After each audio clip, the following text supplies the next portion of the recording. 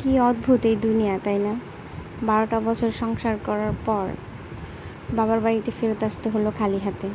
অথচ এই 12টা বছর আমি যাদের জন্য আমার রাত দিন সব এক করে, যাদেরকে খুশি করার জন্য সারা দিন রাত কাজ করে গেছি, যাদের কথা সব সময় চিন্তা করে গেছি, বাবা মার কথা ভাবতেও পারি নাই, বাবা মাকে দেখার সময় হয় নাই, বাবার বাসায় আসার সময় হয় নাই।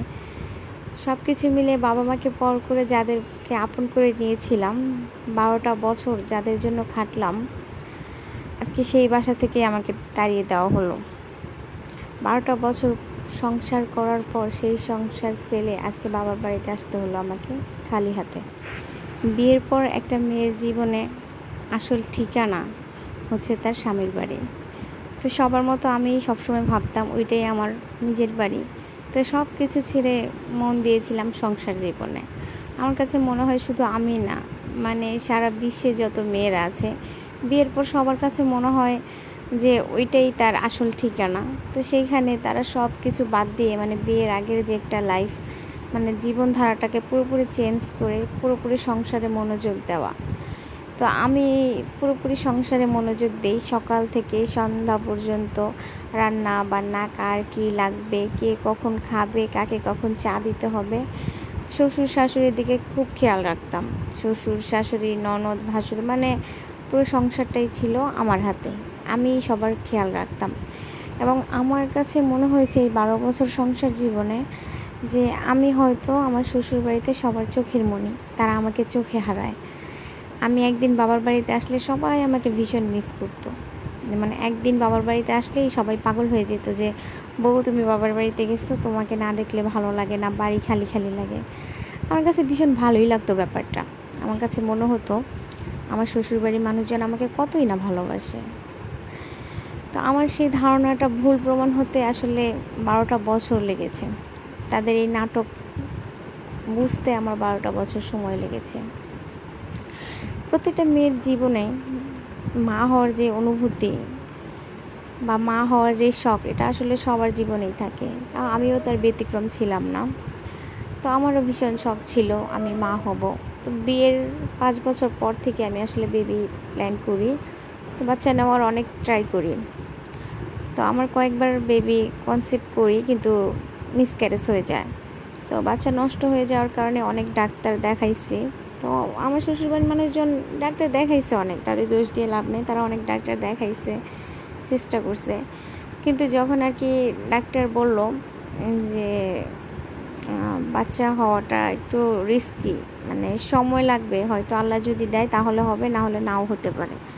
তো এই কথাটা বলার পর থেকে আমি আসলে আমার শ্বশুরবাড়ির মানুষজনের আসল চেহারা চিনতে শুরু করি।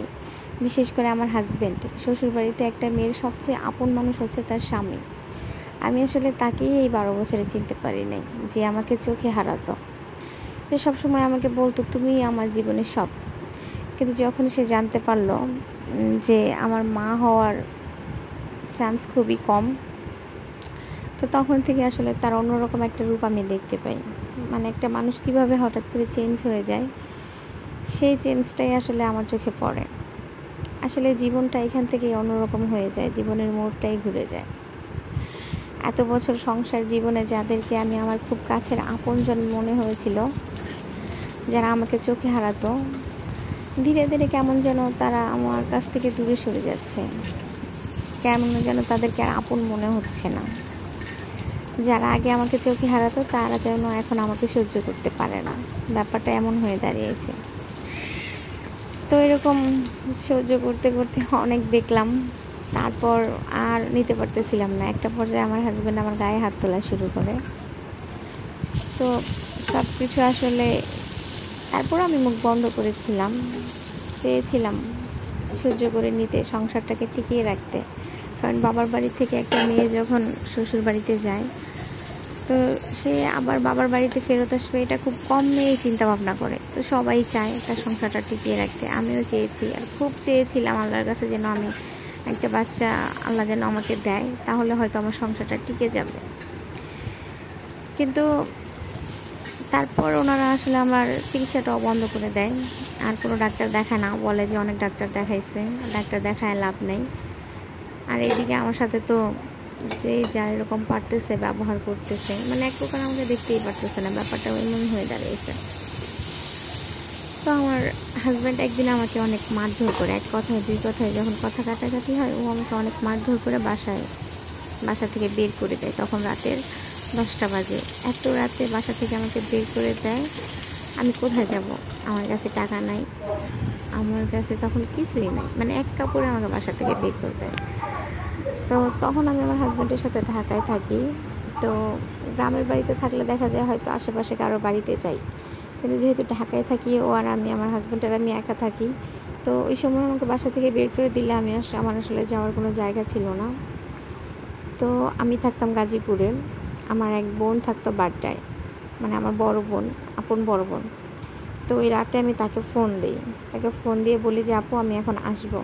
তো আমার আপু বলে কেন এত রাতে? মানে বললাম যে সমস্যা হয়েছে, আসবো। তো আপু আর কিছু জিজ্ঞেস না করে বললো আচ্ছা ঠিক আছে চলে আসো। তো ওই দিন রাতেই আমি চলে আসি। তো আসার পর আমি আমার বাসায় জানাই যে এই ঘটনা। আপুর বাসায় চলে আসার পর কিছুদিনের মাথায় আমার হাজব্যান্ড আরেকটা বিয়ে করে এবং আমার কোনো খোঁজ খবরও নেয় না। তারপর আমি জানতে পারি যে ওনাকে আমাকে ডিভোর্স লেটারও দিয়ে দিয়েছে। তো এই তো জীবনটা এখানে শেষ হয়ে গেল। সব কিছু বাদ দিয়ে এখন একা আছি, ভালো আছি একা জীবন নিয়ে।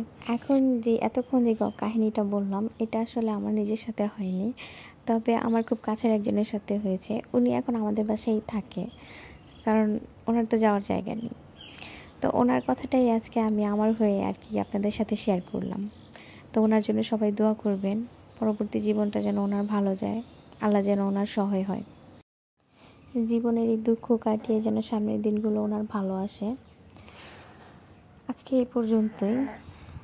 আপনাদের যদি আমার ভিডিওটা ভালো লাগে একটা লাইক দিয়ে দিবেন, প্লিজ আমার চ্যানেলটা সাবস্ক্রাইব করবেন। আমার পরবর্তী ভিডিওগুলো দেখার জন্য আমার চ্যানেলটা সাবস্ক্রাইব করে বেল আইকনটা প্রেস করে রাখবেন নোটিফিকেশন পাওয়ার জন্য। ধন্যবাদ সবাইকে।